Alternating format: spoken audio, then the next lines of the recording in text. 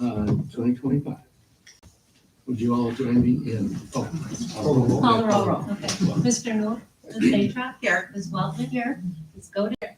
Mr. Lemay? Here. Mr. Gentili? Here. Dr. Wong? She will be here. Join me in pledge of allegiance. I Pledge allegiance to the flag of the United States of America and to the republic for which it stands, one nation, under God, indivisible, with liberty and justice for all.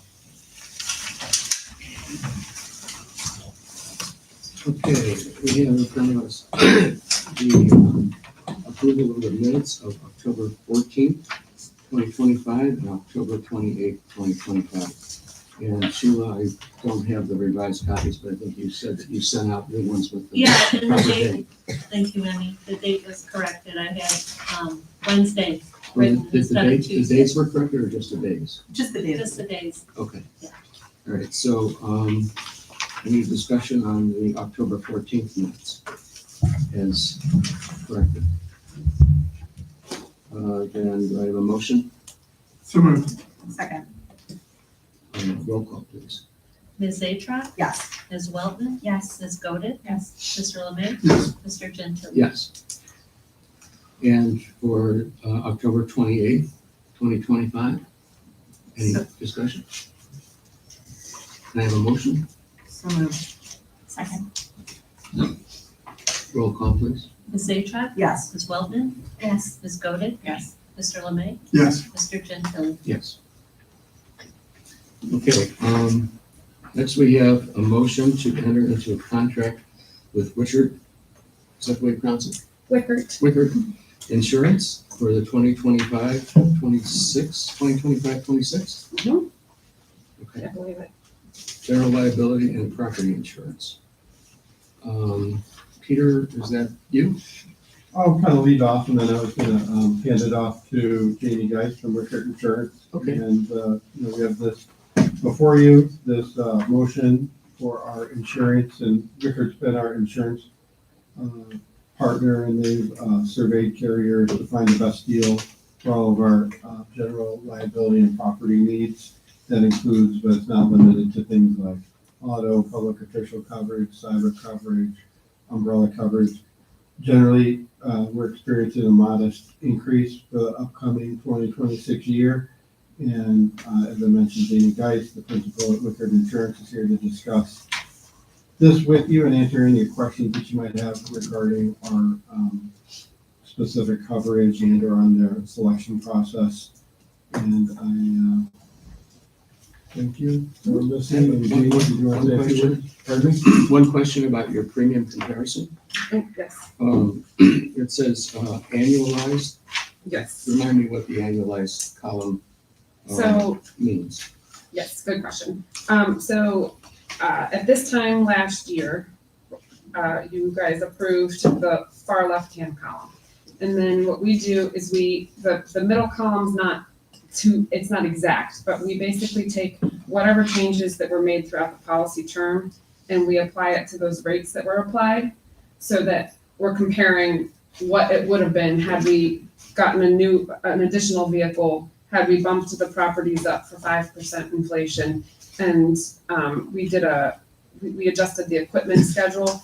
And so then we basically take last year's rate and you put it in that middle column against the new changes, just so you can see what the actual rate is, what the increase is from the carrier. Okay, so let me ask another question. So we have one more vehicle, Mhm. right? Mhm. And we had when we at the inception. Correct. And you said we increased the property values? So every year we use what's called a blanket limit of insurance. So you have the full, let's see here. I have this here.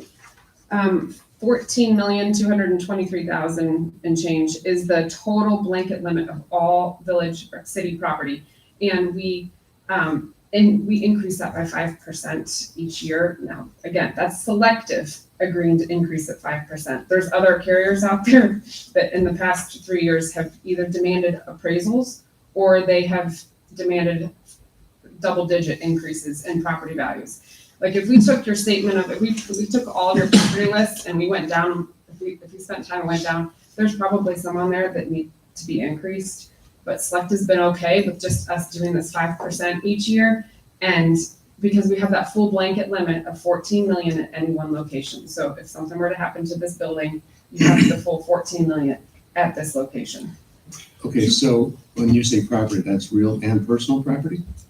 Yes. Okay. All right. And, And like I said, some carriers are demanding appraisals, so we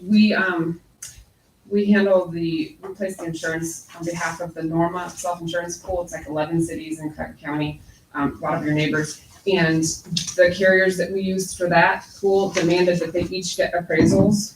And I mean, their property increases were insane. I mean, when's the last? Does that mean we're probably underinsured here because of property? So, I mean, there's a trade-off here, right? There's a trade-off, but we are working with that blanket limit. So, I mean, you could pay to have an appraisal done, and, I mean, it's probably gonna cost. So this includes, I mean, the biggest assets would be this municipal properties, Right. buildings, Mhm. and then all the major equipment would be there. Contents, the computers, all the equipment, Like- yeah, like- and like your vehicles. Snow of course. plows and Oh, that's garbage. separate. That's separate. so this is snow just- plows and the fire engines, fire trucks are separate too, right? Right, yes, yep, that's in the vehicle, in the automobile section. Okay. So, yeah, I mean, you can see the auto premium is quite a bit more than your property premium. So if, I mean, just, this building burns down Mhm. and we need to replace it. Mhm. Do we have insurance money to replace it? You have a 14,223,000 at any one location of coverage. And that includes the real estate itself or the building itself Mhm. and the contents? Yes. So now, am I gonna sit here and say, you don't need to go spend money on appraisal? I mean, I'm not gonna. Because yes, if you did go get one, this would likely go up quite a bit in value. Do you know what I'm saying? Because inflation, I mean, I just did a big renovation on my house and. Yeah. it's So insane. just, Peter, do you have any sense? I mean, when's the last time an appraisal was done? No idea. I know you should do them periodically. I know our carrier at a previous employer, I think they told us every 10 years was like some kind of standard that they had, and we had to do it while I was there, and yeah, everything went way Well, up. just because inflation's run so crazy in the last 4 or 5 years. Yeah, I don't know. Why 5%, why not 10% in terms of? Well, that's the thing, we could go through and do a individual run a replacement cost on each building. I do know that premiums have always been, I mean, we try to keep premiums at bay, with also Understood, making but- sure we're not compromising coverage. But this is, you get what you pay for, Yeah. right? So if in fact this building is now worth, just this building is worth $20 million to rebuild, then we would. No, then we have, We'd be way underinsured, Yes. so I guess. Well, this is a brick building, so chances of burning down are kind of low. Yeah, they're all separate buildings, that minimizes the risk a little bit, the fire station is different to this building, but I And don't. close to the fire station. Yeah, one would think that would be a good thing, or hit by a meteor, I mean, there We are. shouldn't have to insure the fire station against fire. If we do, we have a bigger problem. But, I guess my question to you, Peter,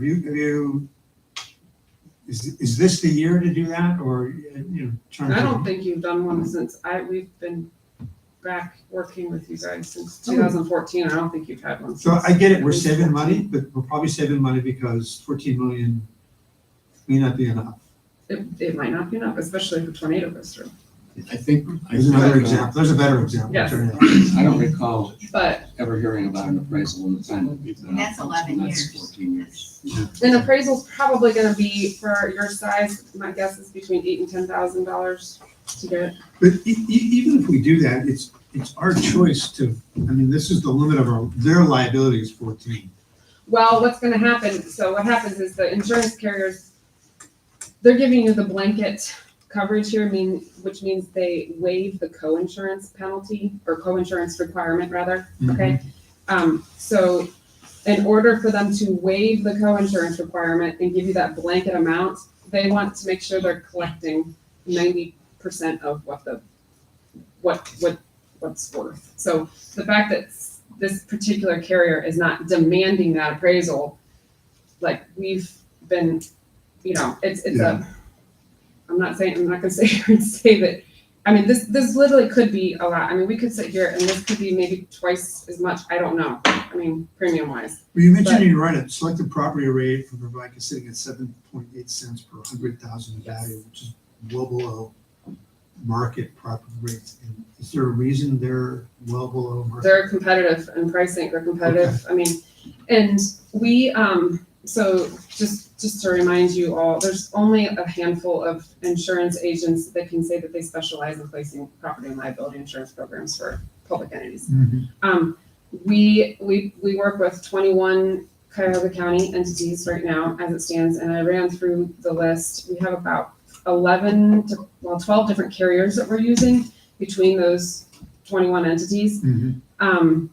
And some of them, like you, right now, I mean, some of them are good at some parts, you know. So, we're in the marketplace all the time. Like I was literally just at we actually quoted a new, a village down in the southern part of the state. And the public entities pool of Ohio was at 22%, 22 cent rate, 22, and we're at whatever this is. So it just depends upon. Help me understand, just, you mentioned this blanket and the co-insurance. I didn't quite follow you. What would we be losing if we walked away from this deal? Oh, well, you definitely want to make sure you have a blanket limit of insurance. That way you're not, When you say blanket, covering all of these risks or just from the property standpoint. just the property? Yes. Okay. So it's not, it's not pieced out to little pieces, Right. parts. It's one Right. number to cover. Right. Okay. A good example would be your homeowner's insurance carrier. Like when they come back and say your house is, you know, we're increasing the value of your replacement cost of your home to this, and you argue and you're like, well, I don't want to pay for that. Well, the carrier will say, too bad. You're either going to change it to actual cash value, you know, and we'll insure it that way, or you can go find another insurance carrier. That's what your homeowner's insurance carrier, you know, versus this is giving you that full blanket limit at any one location. I have a suggestion, Jim, I don't know what you think about this. Why don't we have an appraisal into the budget for next year? Well, I guess when we have that information, does that constrain our choices? I mean, is that something we'll use to say, okay, we time to switch insurance or raise price? Like if I send that appraisal to an insurance carrier. You kept it, we just do it for our own. Oh, we do it for our own good? Yeah, just for our own information to see if Yeah, we're close. that's or absolutely, we could we're do that. a little- And then we could take like a couple of Yeah. the buildings, we could take Right. whatever this building is and we can bump up.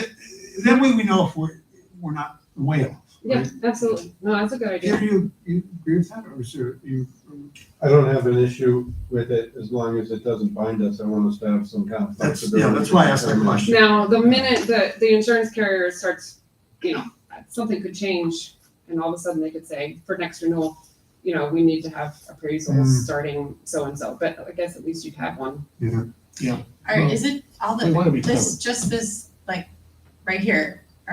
Is there anything else that you're talking about when you're talking about coverage for buildings? I don't have, I wish I would've Right, brought, I didn't your bring fire the, station? Yeah, fire the It's scanners. just the municipal. you don't okay. have that many No, buildings. no, that's So- why, yeah, We would have pump stations, I don't know, would that be covered?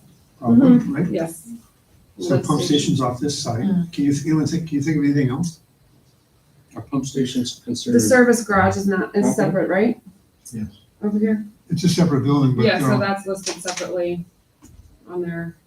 I think your statement of values is only like a page, 2 pages long or There's- something. It's not, I think yeah, you're so right, there's not many. as long It's not as like there's it's- no drawback, and like you're saying, Peter, as long as like a appraisal isn't binding for some reason, but I think it would be money well spent so that we know The risk. how close we are.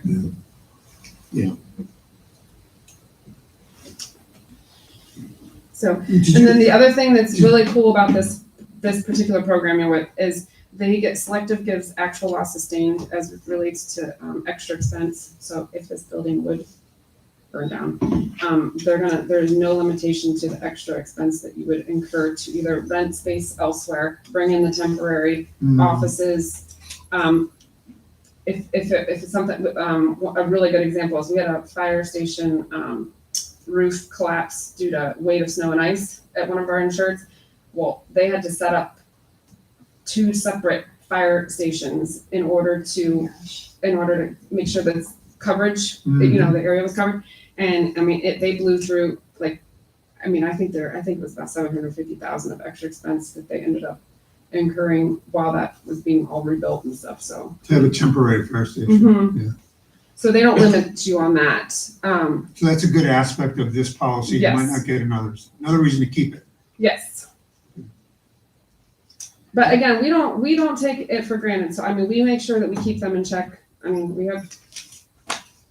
work with Steve at Wait Hill. We have them with a different carrier because they were a little cheap, made more sense at the time. So it just, Okay. everyone's a little different, and we kind of look at the exposures. We benchmark to what we're seeing in the marketplace, and we didn't do a formal marketing of this. If we would have done a formal marketing, I would have had 3 different options to go through. We didn't go through all that, but like I said, I mean, this 6% increase is. Did you market any of these? The equipment breakdown, which is the boiler and machinery, we did have to move that, so that went up a little bit. I mean, moved it from Cincinnati to CNA. And where's that on this list? Is that under, What are you looking at? where is that on this list? Right here, it's just 20, bottom right. Oh, boiler. 20, Got it. yeah. Okay, I missed that. Okay. And then your, cyber liability went down.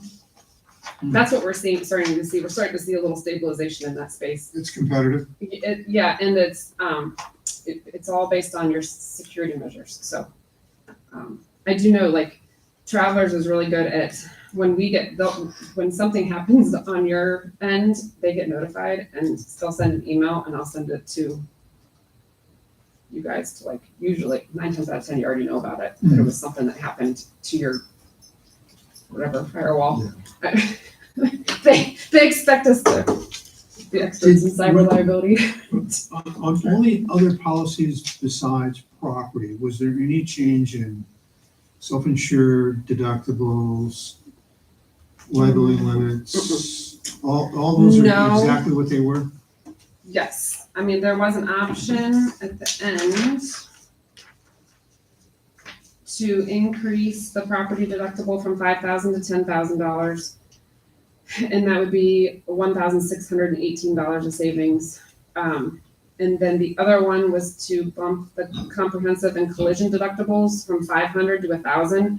My guess is most of your personal auto deductibles are $1,000 these days, I would think. You guys are at $500. 2,500. Oh, If not see, 25. So, to increase the deductibles from $500 to $1,000, you would deduct $1,279 a year. But, I mean, I would do those 2 then. Yeah, definitely. the property deductible makes sense too, because, selectives, this is the other cool part about selectives, their property deductible is it's disappearing deductible. So once the amount of the loss exceeds 10 times the amount of the deductible, it's completely waived and it disappears on its way there. So if you do bump it to a $10,000 deductible, obviously you're not going to turn in the small stuff that your service guys are going to fix themselves, or, but the larger ones, if you had a $100,000 loss, you wouldn't pay a deductible at all. And if it was a $50,000 loss, you'd only pay $5,000 of it. Do you have a recommendation on both of us? Do you have a I mean, I don't think that you're. I'm not going to sit here. I'm not going to sit here and say out loud that you haven't had a property loss since 2021, but you haven't had a property loss since 2021. But independent events? That's a risk assessment that. now I'm on full record forever. Yeah, but I think we can absorb, Yes. right? We can absorb it. So I agree. yeah, I think it That's makes a what lot I'm of saying. sense. That's what I'm saying. Yes, and then especially the auto, I think you have had some, like you had one totaled. I think it was a cruiser last Yeah, year. that was on the freeway, right? Yes, he was pulling someone over or something, and Yeah. luckily he didn't get hurt. So that was a big loss. It's the small stuff. Like you had two physical damage claims this year that resulted in $6,500 Actually, I think they're still open. So these would be an example of, you might not have turned those two in. So, if you had the $1,000 deductible. Do we need to amend the motion at all if we increase those deductibles? Because I mean, we're proving that, the spend, is the expenditure gonna change? yeah, it would decrease. It would go less than what was approved, or what's gonna be approved. I mean, you're just basically, approving entering into the contract. As part of this conversation, you're directing the administration that you'd like to see the changes to the policy, but you're approving the spend. Okay. So it's a contract with Wickard for 2024, 2025, 2026. Any other questions or discussion? I feel like we kind of cut you off from the jump. Was there anything that you wanted to talk Oh, about? no, I thought this was kind of funny. I found this off of our archives. It's like, look at it, it's like typed of when we were here. We've not been here continuously since 1989, but we were here in 1989 and you're paying $132,000 for your insurance in 1989. So I just thought that was. Interesting. So, I mean, as, you know, as it relates, I mean, we obviously, any market is cyclical, okay? So, I mean, we're in the, I would say that we're in the tail end. I think things are starting to level out here, but, you know, last 4 years, you guys all experienced it with your home and auto rates, just like, but I just thought that was interesting. That was a long time ago. I'm honestly surprised the increases are as modest as they are. Yeah. Given, is that because the municipal market is very competitive, or there's Well- less losses, or? And you guys had you did have you had a case that turned out well in the last couple of years that you guys were pleased with, selective handled, and your losses have been very nice. So that has a lot to do with it. You guys have good risk management. You're gonna have auto accidents, that happens, especially non at fault ones like that, that's gonna happen. But we've had some mild winters. Let's hope for another one. So do we have a motion or any other discussion? Let's have a motion then. So moved. Second. Roll call, please. Ms. Atruk? Yes. Ms. Weltman? Yes. Ms. Godin? Yes. Mr. Lemay? Yes. Mr. Gentile? Yes. Dr. Wong? Yes.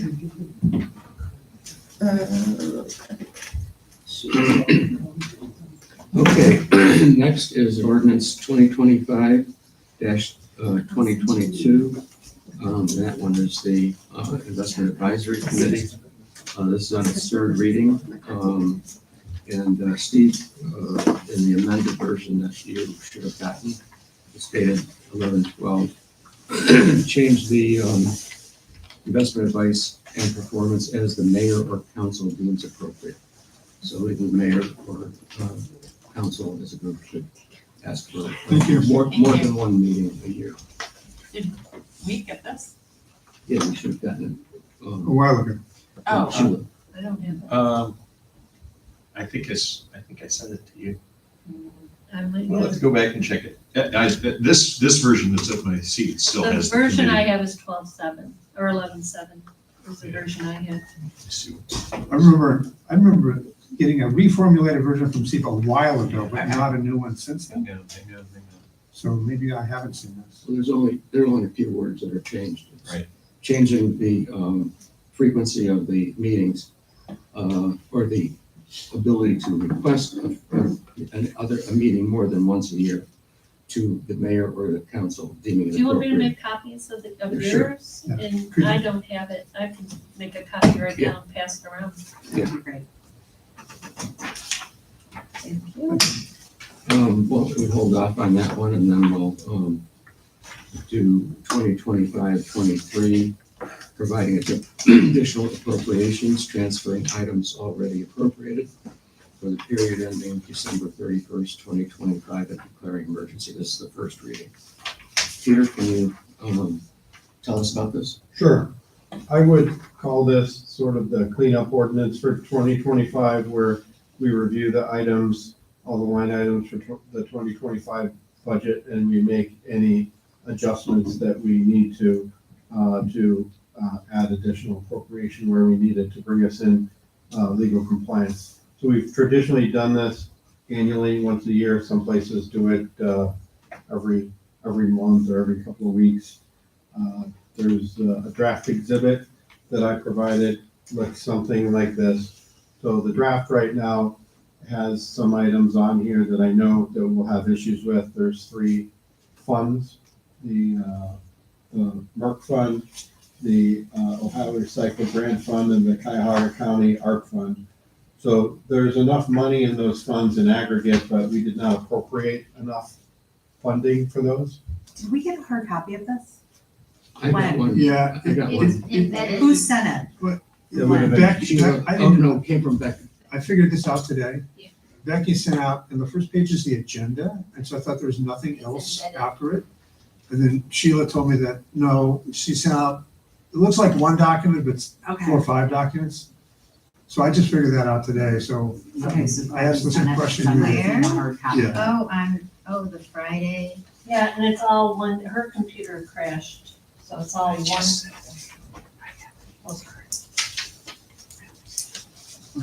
I don't have it. I wonder if It's the one from Friday, November 21st from Becky. At 3:28. Yeah. I don't think I have it.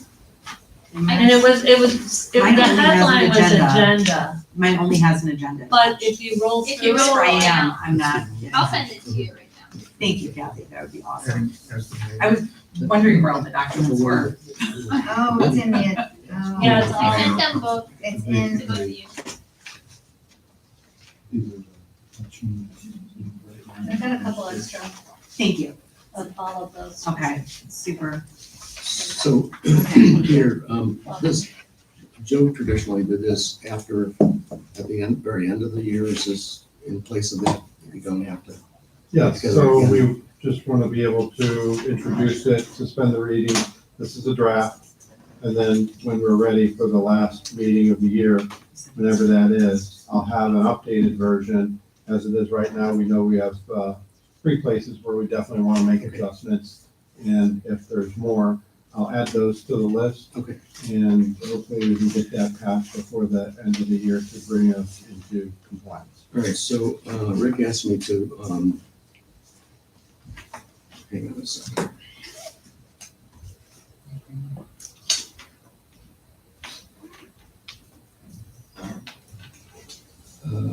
Get a motion to suspend the rules for these, the 2 appropriation ordinances.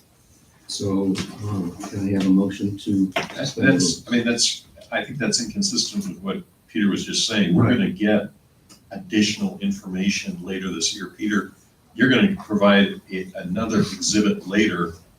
I think the mayor is in error saying he wants suspension of the rules and adoption tonight. Yeah, 'cause this isn't final, this is. We just wanted on first reading tonight. Introduce, The ordinance is gonna be the same ordinance, it's just that the exhibit will be It's gotta be, different. we gotta adopt it when the exhibit is the actual exhibit. Yeah, So let's just, my introduction. recommendation is just put it on first reading. Okay. Was he saying this in case we can't get a quorum for the other meetings? But you can't, Yeah, as long as we have 4 and the Yes. 3rd reading, we can adopt Yeah. it, assuming that everybody Okay. votes for it. So But Peter, I, can you explain just so, the ARPA fund, just walk me through the mechanics of that. That was an original grant way back when, we got 250, and now we've spent it all, and so you're moving it to, in toto, you're moving it to an appropriated amount? Is that what's happening there? Correct, so we incurred the expense in 2025. Okay, So sometime earlier this year, before I was even here, we paid that 250 out. I can look at the records, and from what I looked at when I looked at the budget and everything, it looked as though we appropriated that same amount in 2024, thinking that it would be, okay, have all taken place in 2024, which it did not take place in 2025, so there's timing difference. So we want to be able to appropriate enough in 2025 just to even things out and be completely appropriated for our Okay. expenditures. okay. Okay, so we don't need to suspend the rules. Steve, will you explain that to the mayor? Yep, absolutely. I do have a question, because I have a certain level of discomfort. And I don't know, it predates you, Peter. So, under a prior finance department, we had the splitting of a purchase order, which was an intentional misrepresentation to circumvent council oversight. We also had numbers moved related to compensation of an employee to bolster the compensation of that employee. And I'm trying to figure out how we can just verify, so I can feel comfort level. I mean, those were red flags. We didn't do anything about it. We didn't have an external audit, which I requested. I'm just really concerned. You know, I mean, that happened and we didn't know. And it happened and we just caught it, and then it just got brushed under the rug. We had two significant financial anomalies, two things that I would call red flags that we caught. Those are just the two that we caught. I mean, I don't know if there were others because we didn't look. I'm just really, I'm uncomfortable. I mean, this is a first reading. Melanie, are you seeing something on this that's I'm causing? not, but You're not. Okay. my concern is that we couldn't see it easily before. We got lucky and caught the splitting of the purchase order, which was very intentional. There was, it wasn't an accident, it was done to circumvent. And also similarly, the other issue that I mentioned having to do with compensation. And I guess I have a level of trust issue. I don't know. I'm trying to get past it, but for me to say it's okay when I know that there were things that we didn't see at the end of the year last year, and then sort of, or didn't see some at the end of the year and some in the beginning of the year, and then sort of pieced together by luck. I mean, usually what you catch is not everything that's there. You know, what's the expression? It's not the first time, it's just the first time that it got caught. So, I don't know. I'm just really uncomfortable. There were two real red flags to me. Not related to Peter, but they were there. So is this an issue with like the budget, like the broader budget discussion, or is this an issue with this particular ordinance? Well, more with the broader budget, but when we're making adjustments, that's what it sort of tails in with what the other one was. It was looked at as an adjustment, you know, and we then voted on it to kind of clean it up, I guess. We ratified We it. ratified it. We cleaned up something that should have never happened. Yeah, I don't know. We can talk about it more later. I just don't know how to get past it. I have a trust issue. But I think these are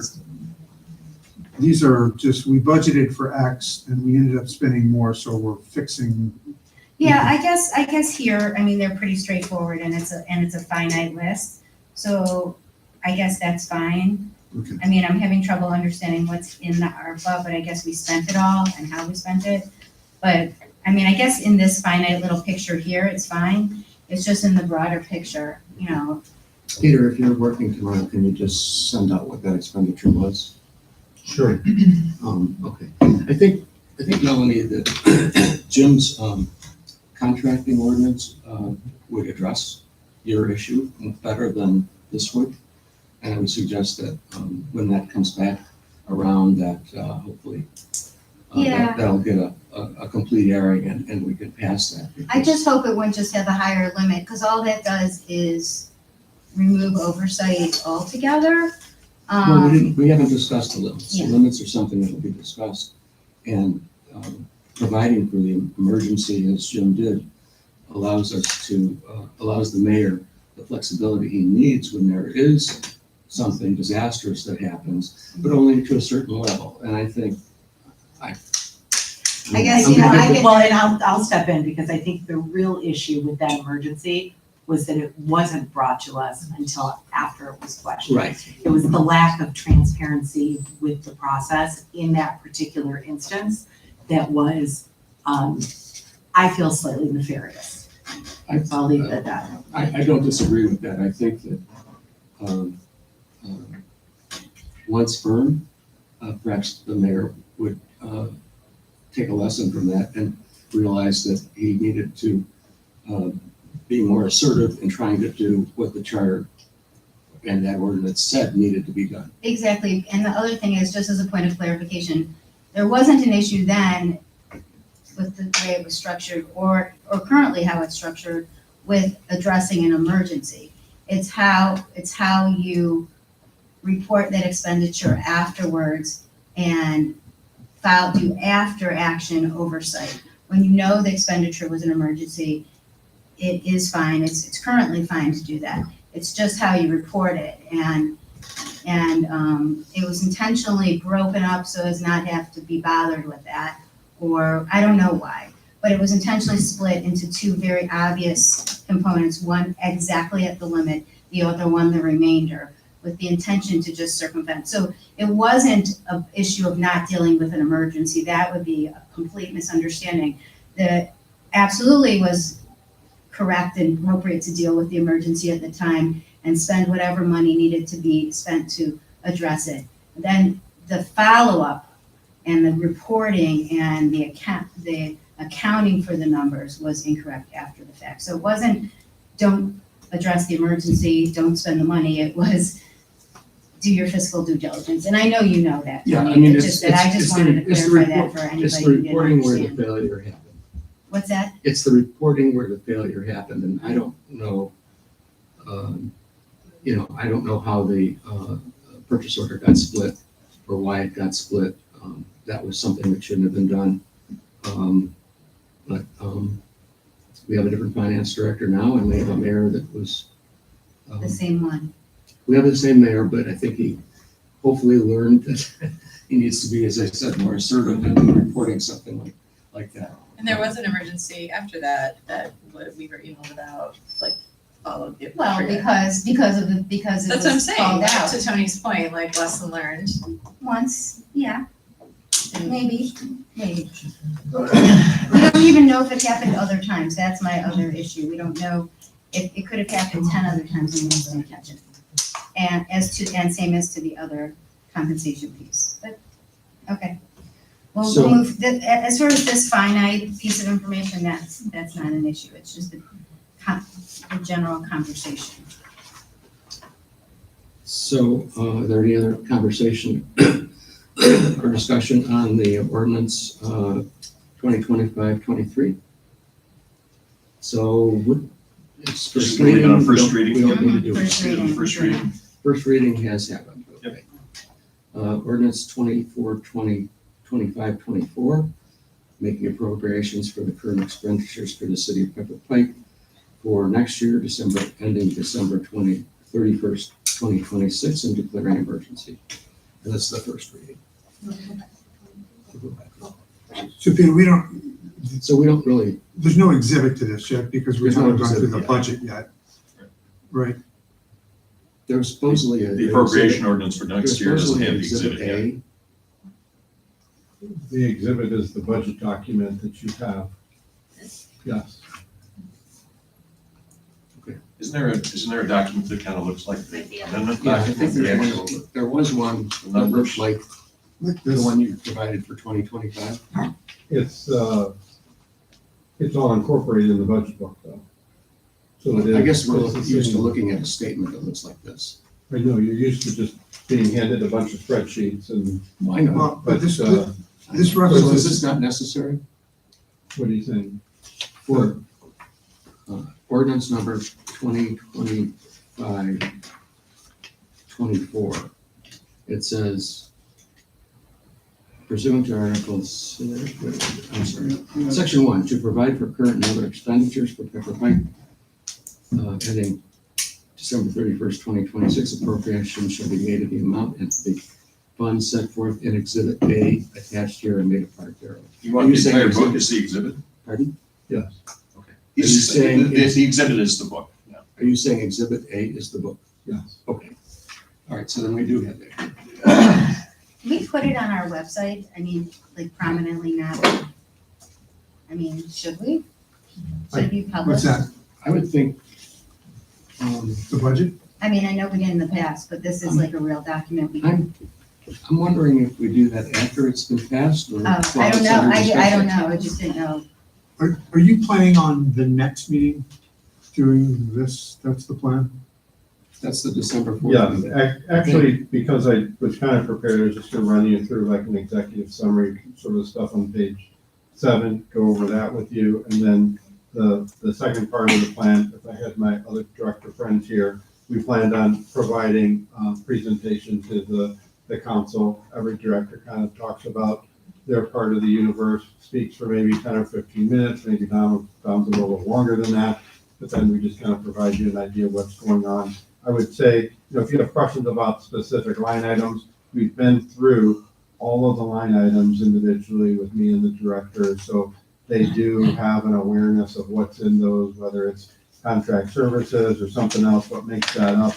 And, if you have specific questions about that, those might be best addressed, like, to me offline, and I can just like send you the answers, or however you want to work with that. Because if you ask me right now, I might say generally, yeah, I think it's this and this, and I might have to go like double check because there's lots of numbers that comprise everything. So I'd say that's probably the best way to deal with that stuff, and then we can just give you an idea of what's going on in the city and what our major projects are for 2026 and moving forward. So Peter, next week on the meeting that the mayor set up for the 4th,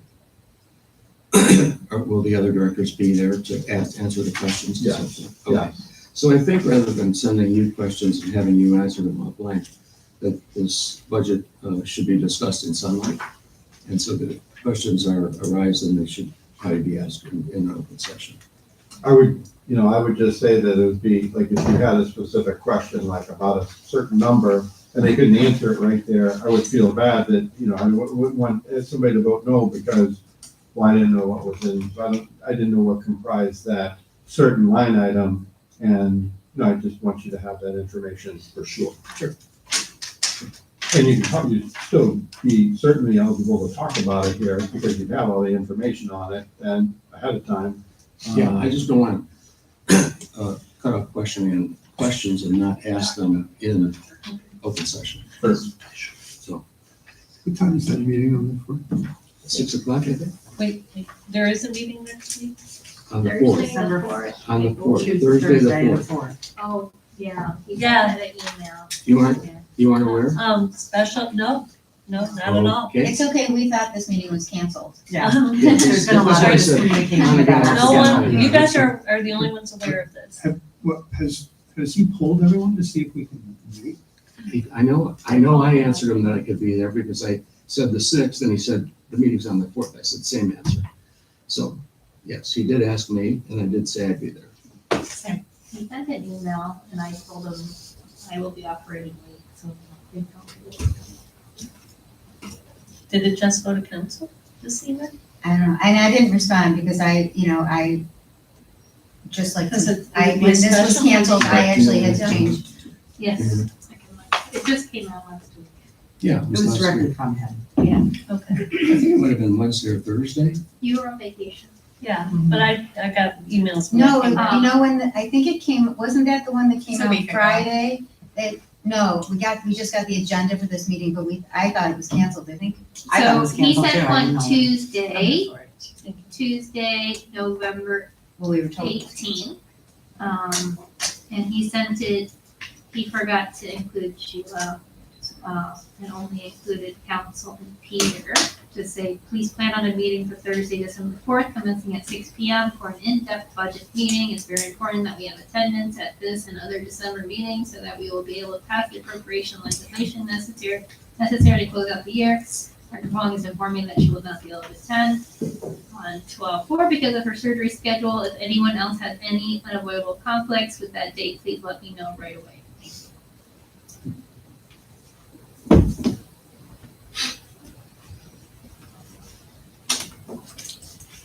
Okay. So going back to 2025-22, Were you gonna give us an executive summary? If you're ready for it, oh, you were gonna do that Yes. tonight? yes, you want to try to go there. Then I do need a copy. Okay, print it out. You want I have my own, but I didn't bring it with me. to go back and get that? Okay, you wanna do this now, or? Do you have an over, you have your, like, greatest hits highlights, basically? Page 7. Page 7. Okay.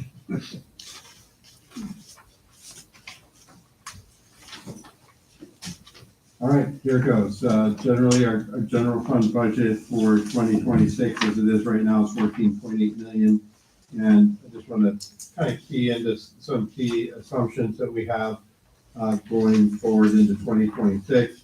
In terms of revenue, we're focused on three major things in our revenue stream. One is the property tax, because in aggregate, it makes up roughly 20% of our general fund budget. And when I talk about the property tax, there is that line item in there that is the property tax, but also under the intergovernmental revenues, it's also tied to three other items, the homestead reimbursement from the state, the 10%, and the 2.5% rollbacks that also come from the state. So between those three items, that's 20% of our revenue. That's a pretty big item for us.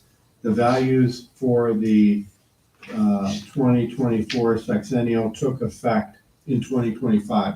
So this was the first year that we received property tax at this level of values. And we had a good year in terms of this level of values. And we can also say that that'll kind of be the base, not just for 2025, but probably looking forward to 2026 and 2027. So there might be some adjustments if people, appeal their value to the county. I mean, there'll be some things that go down.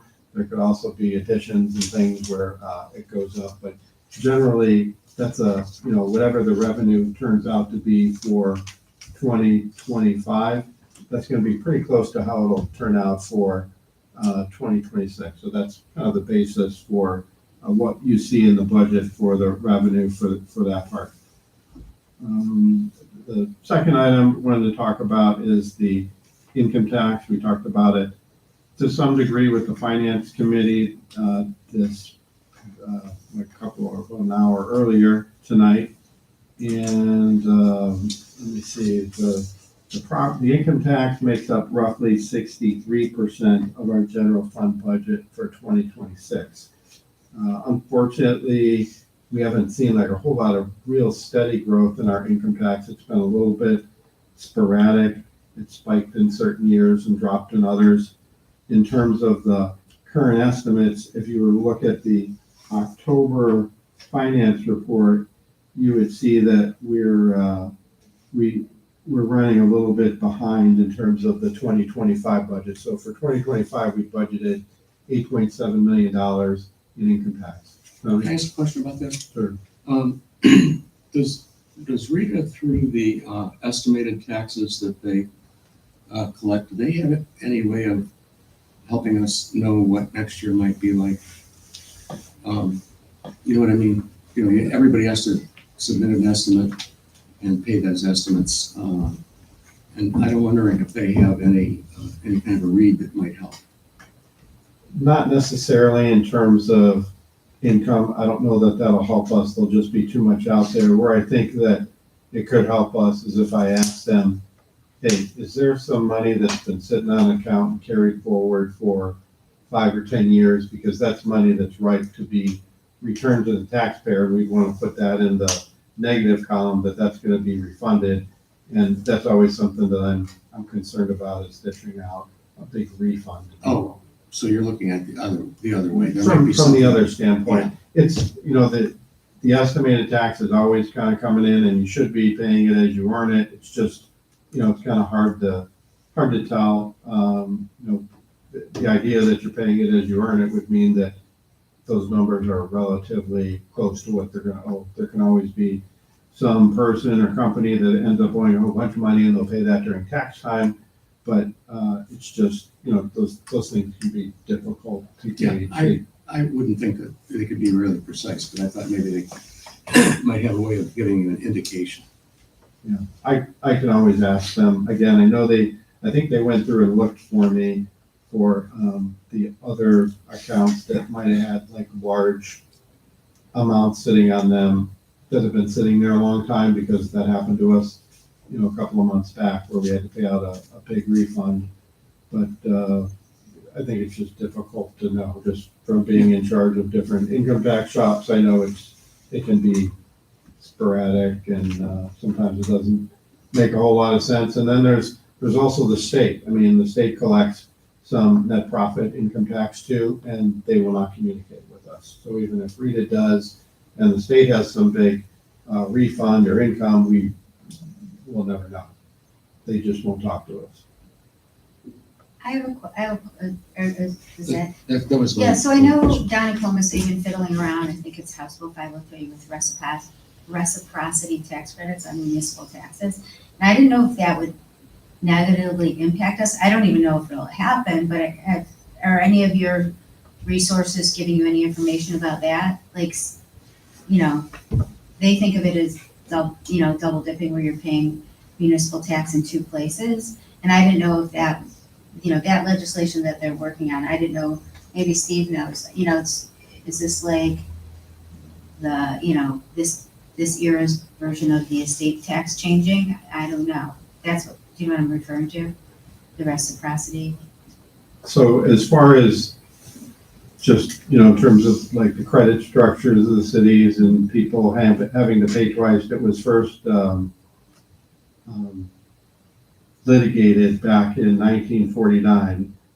Angel versus Toledo was the case. It was a Supreme Court case, and the court found that, yeah, you can get taxed by your No, I know it's city. legal now. Right. But do you know that right now there's legislation on the table? I'm not saying I think it's good Mhm. or attacking it. I'm saying that that's what they're doing down in Columbus. My- It's House my- Bill 503. So the point I was getting to is just that it's been that long that this kind of thing's been going on and people have been talking about it. So ever since I've been in any form of governmental finance, I've always kind of heard of them saying, hey, we want to eliminate municipal income tax. We want to make, the latest push I think has been for the state to become the collector of the income tax as opposed to a place like the Regional Income Tax Agency or the Central Collection Agency that collects for the city of Cleveland. Those are probably two of the biggest tax collection houses in the state. City of Columbus collects a lot too. That's always kind of been around, and that's always a threat. Probably the thing that I've seen most recently is just, we have some property tax stuff that's sitting on the governor's desk now. That's a different category, but those are things that could definitely impact us in the very near future to some degree. So yeah, I hear what you're asking, Melanie. It's a great question. It's kind of one of those things that have been around forever though. And, it's survived all this time, this whole idea of, first it was reciprocity, and then we have this credit structure we give now where if you pay one community, okay, we'll give you so much credit for paying them, and then you owe us X amount. So it's just one of those items that's been kind of back and forth. I think the state has kind of said that they want to collect taxes for everyone under the guise that it's simpler that way. That Yeah. there's just one place Well, where that's you just pay another. everything. They also would get all the fees, but I think the Supreme Court reined in and they said, well, if you're gonna collect everybody's tax, you cannot collect the fee. Yeah, the only reason I ask this is because I know it's separate legislation that's been in the news, Mhm, like in the past even months and weeks, mhm. and they are more seriously looking at it.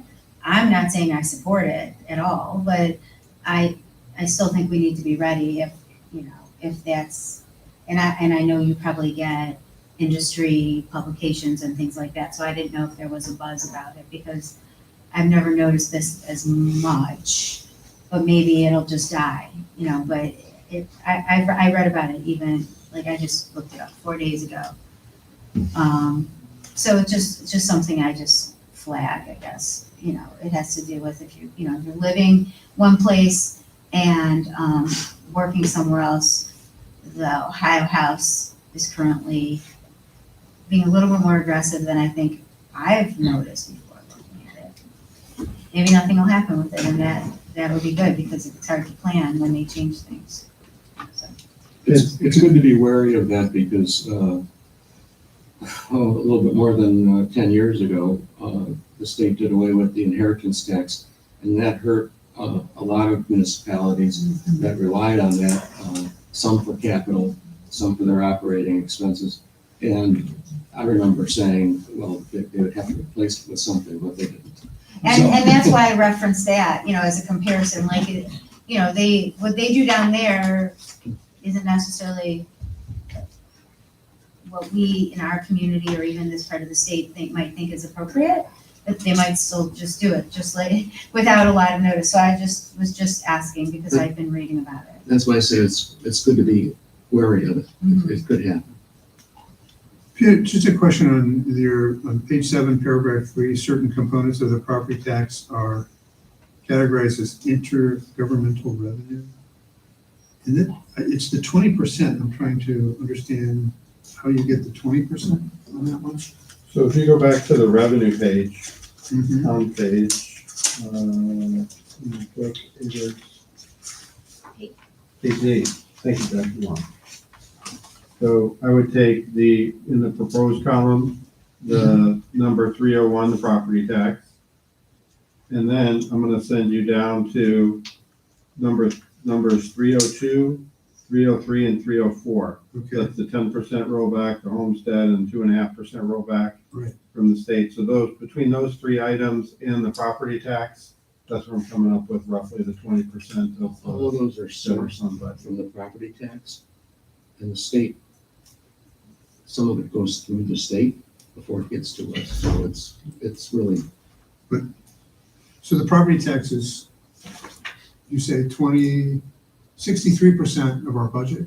Are you, the income tax. That's the income tax. I'm sorry, the property tax, 20%. about 24%?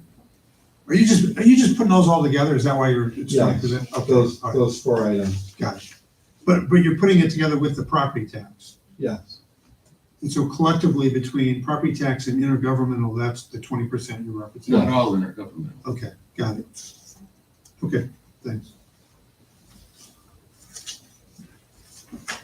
So back to the income tax, I budgeted 8.6 million for next year, which is less than the 8.7 that we budgeted last year, and probably more than what we might take in this year, which might be roughly 8.5 million. Hard to say, we're not at the end of the year yet, but that's kind of where I was gauging that we'd land for the end of 2026. 25, pardon me.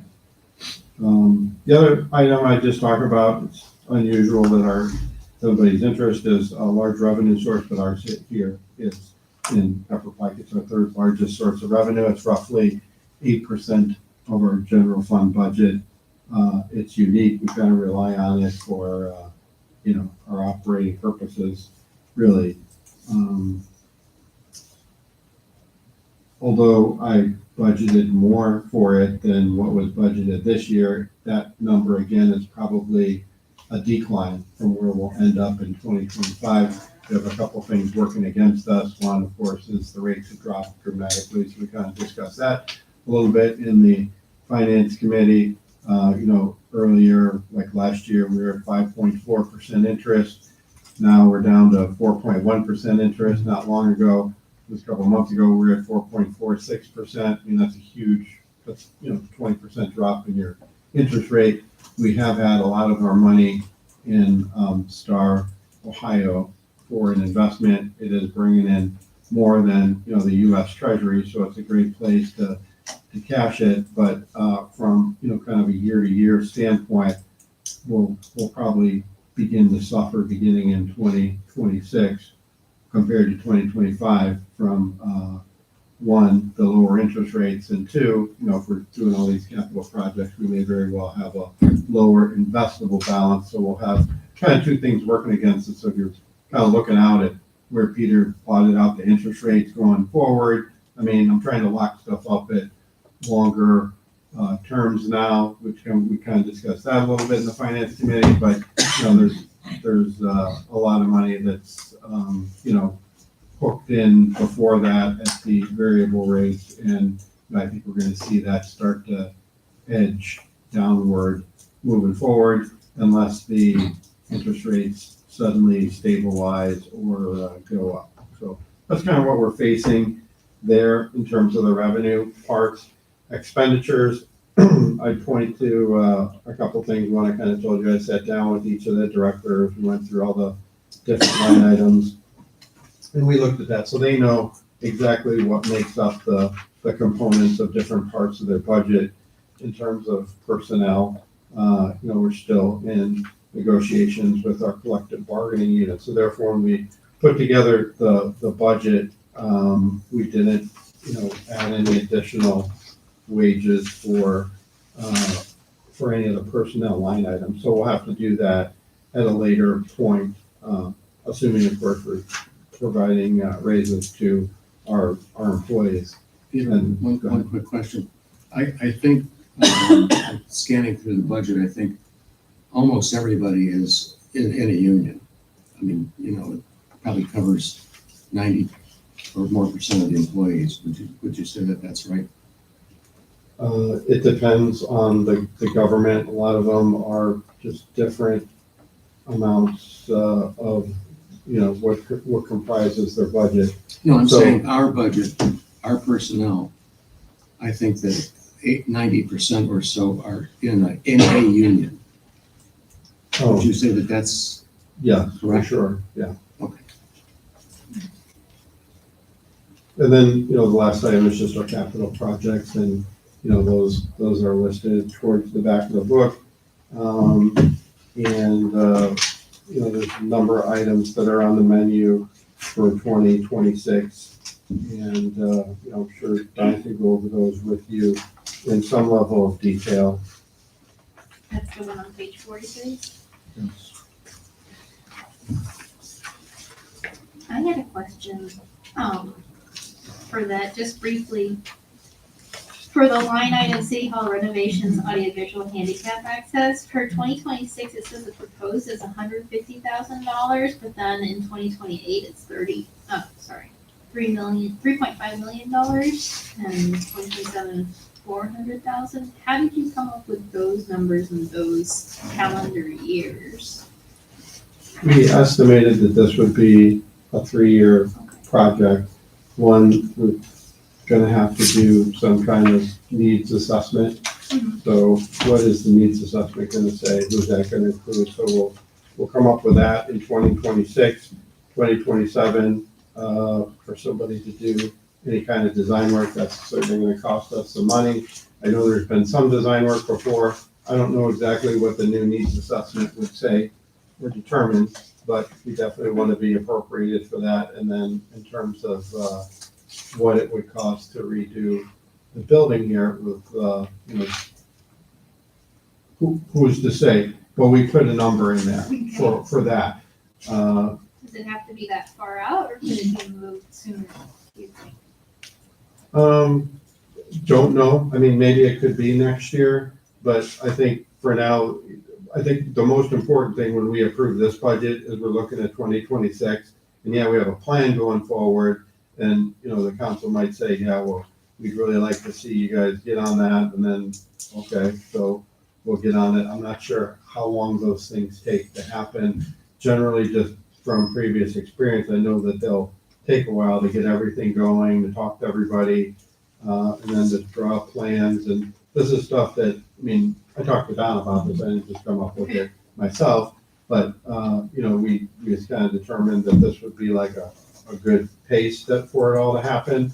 But that doesn't mean that it couldn't happen any faster or slower, just kind of depends on how things work out. But we definitely, I think the purpose of this is that we have a capital plan. The plan is a plan. Of course, plans don't always go according to how they are, but, you get something down there, and then, you look at it from that point.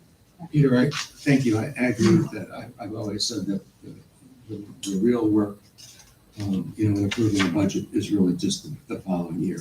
The other 4 years are there because they're required, but, there's certainly less certainty, far less certainty about those, especially when you get into the capital projects. So I'm glad you're focusing on the 2026, because I think I've always thought that was really the important part of it. And some of the other, the future years I thought were kind of a distraction, sort of focus on 2026, I think is exactly the right way to go. So thank you. Thank you. I will say it is disappointing though, that, we've been talking about ADA accessibility for, I believe it was 2 years ago that we had a architect come in and, still it's flatlined, that nothing's been done. And, you know, it's like seeing a projection out to 2028. I know it's just a projection, but it's like really another 2 Yeah, years, that's- like, it's just, I just want to express my dismay, for that. So. I agree, it's something I noticed, it's clearly, to say it's not a priority, to even do the smallest thing to improve access for people to this building is an understatement. I mean, every other thing is enumerated here, things that, you know, haven't even been talked about with this council or future council, but something that's been talked about so heavily, something that's far less expensive than a lot of these capital expenditures. There's nothing. There's not one thing on here about it, and that's just to me really, you know, shameful, embarrassing, you know. Yeah, because I thought, the mayor had said that he was gonna get a RFP out and that it would be planned in for the budget for 2026. Then here it's out 2 more years. What's that, Kathy? I didn't hear. For the ADA access, when we talked about that earlier, like a couple months ago, we asked for the RFP to go out for plans to look at updating the second floor and here and seeing what we can do. And I believe it was said that we would have that in the budget for this coming year. Well, and I mean, and whether it was said or not, it seems like an obvious priority. Right. Doesn't have to be a grand. I would like to Anything see the grand. numbers increased in 2026 so that. You know, I mean, I was just talking to some of my friends at Orange, and they put a brand new elevator on the back of the building, right outside the high school, at the high school, and it was expensive. Because you had to have an ADA elevator was expensive, but they did it because it was important to them. They knew it was important. It was important to the school community, so they prioritized it.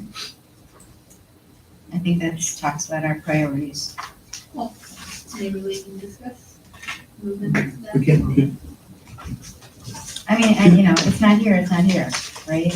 well, it doesn't mean it can't be moved. Yeah, you can see the, When you, just capital projects at the bottom of page 7, just the last item, 3.3 million, including the Belgrave sewer project. Even though that's gonna be assessment, right? But you put in it as a capital expenditure subject to the assessments coming and paying for that. How do you think about that from a budget standpoint? Just so I make sure I understand.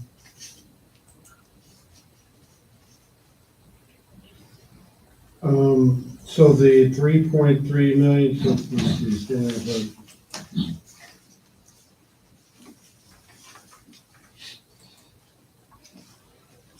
Depending on how it's financed, it just kind of depends. So if we do assessments for the revenue, it might come in over 20 years.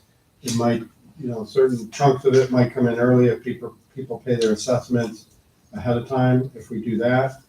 That's what I'm asking. What do you assume in this, that there's an outlay of 3.3 million, but then in terms of, I mean, we float notes for that, then we get that right back because we're getting. Yeah, So how do if we do it that way. So I think, What do you assume in this? That was my question. Do you assume I think for this, I assumed it was an expenditure. And with, then, you with know, no revenue coming back? Well, you have grants on page 42 in 2029 and 2030 for Belgrade. Am I- for the pump stations. Oh, I'm sorry. That's for the That's- pump stations. That's the So unspecified 50% request. so we do have, these are grants that will have coming in. So we have a few $100,000 coming in terms of grants. And then if that is an assessment project, then we might get that over 20 years. But for this, I just cooked in the amounts that, My other comment is that it makes the CapEx look higher than really is, because, The net. yeah, the net of it is. Because if we issue notes, we're gonna get all that, not all of it, 90% of it back Upfront. upfront. Mhm. And so it just makes all CapEx like we're blowing out the budget, and in fact, that's not, depending on how it's financed, right? We could just collect it over 20 years, and then it looks kind of like how you have it, right? Yeah, okay.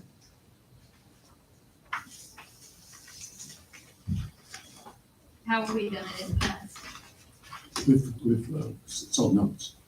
No, but like in the budget, how have we accounted for it? I believe we had the revenue, I have to look, but I think we had the revenue coming in the same year as the Right, expenditure right. went out, because we'd either would sell notes, or there would be some grants. I think. Yeah, again, I'd have to look, and I don't have my 2025 vision. Okay, so let's go back to 2025-22 as amended.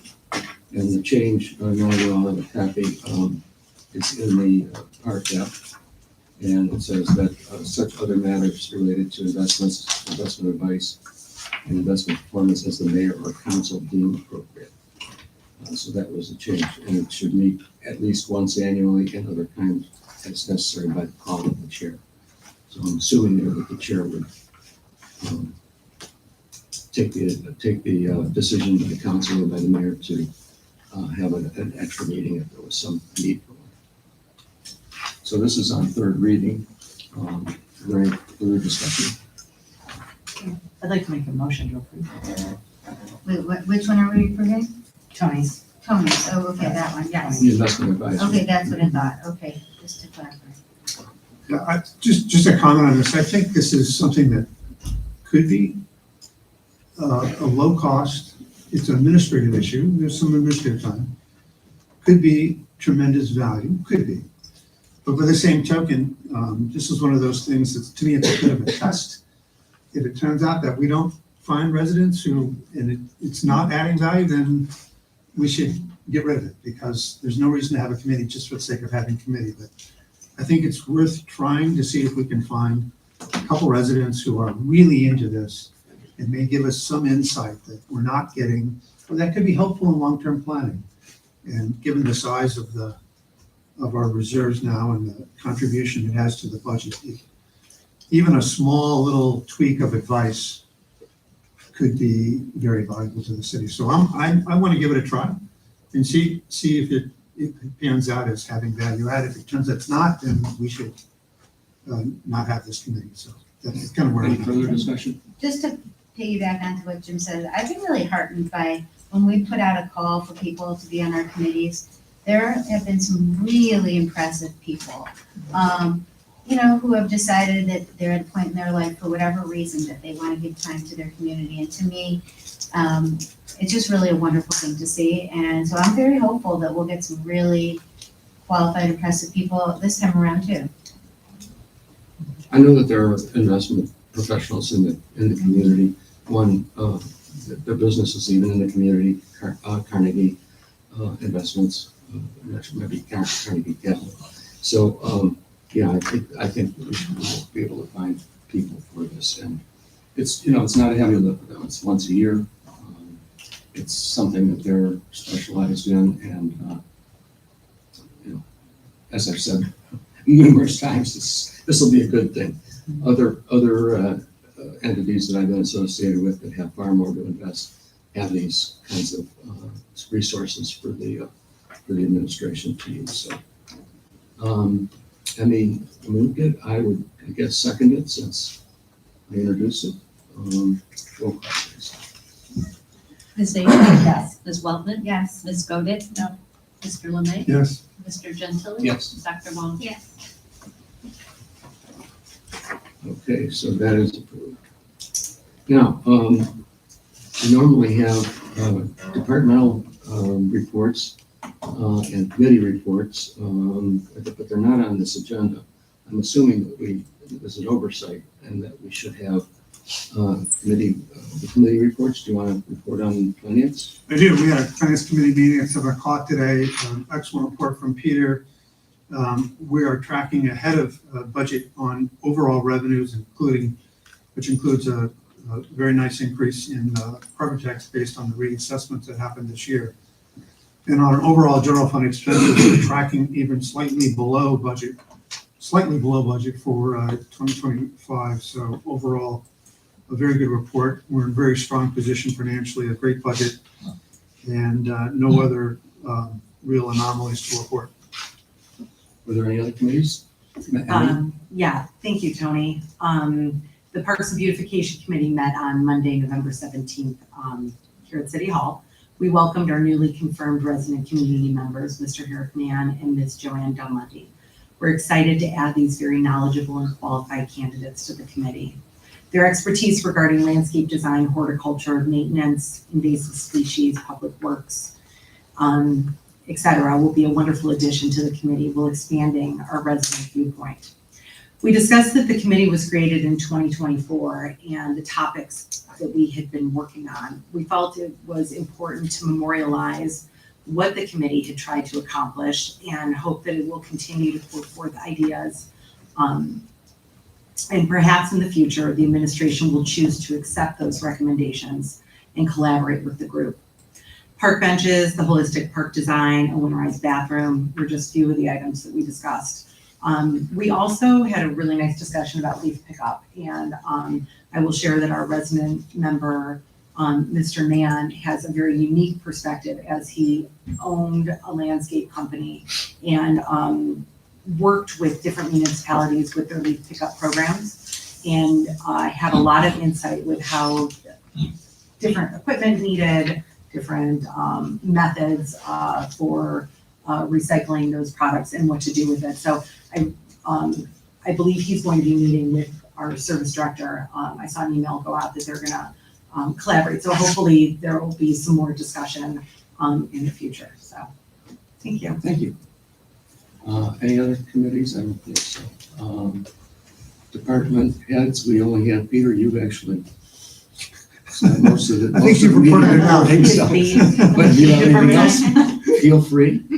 We had our open enrollment for our employees since the last meeting, and they've been able to kind of had some people come in where they talked about the different benefits that are here for city employees, and they need to sign up by tomorrow, the end of the day. It's kind of what the initial deadline has been, and it was a kind of a nice thing that we had done with our partner Fidelity. And if you came out, you had a chance to earn some gift cards if you did some things to promote your health.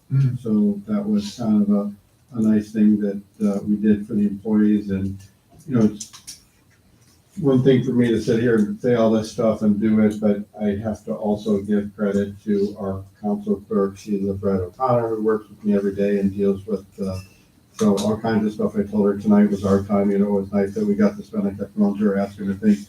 And Becky Kobach put together this, really nice budget book with all the pages. I kept feeding her information, kind of telling her what I wanted, but she's the architect of that, and I just kind of want to put out a shout out to her. And It is a great document. It really is. It's fantastic. I gotta ask, who wrote the history and geography section? Because I love the use of the word Sylvan. I mean, that's a deep cut. I love it. Or is that AI? Thank you, Peter. The mayor did not give me any messages to give to you as mayor or as vice mayor, so I don't have anything there. Council, anything? No? Any comments from the audience? No? Hearing none? We adjourn. Well done, Parker. Nicely run meeting, Tony. Thank you. Actually, I was hoping for an hour.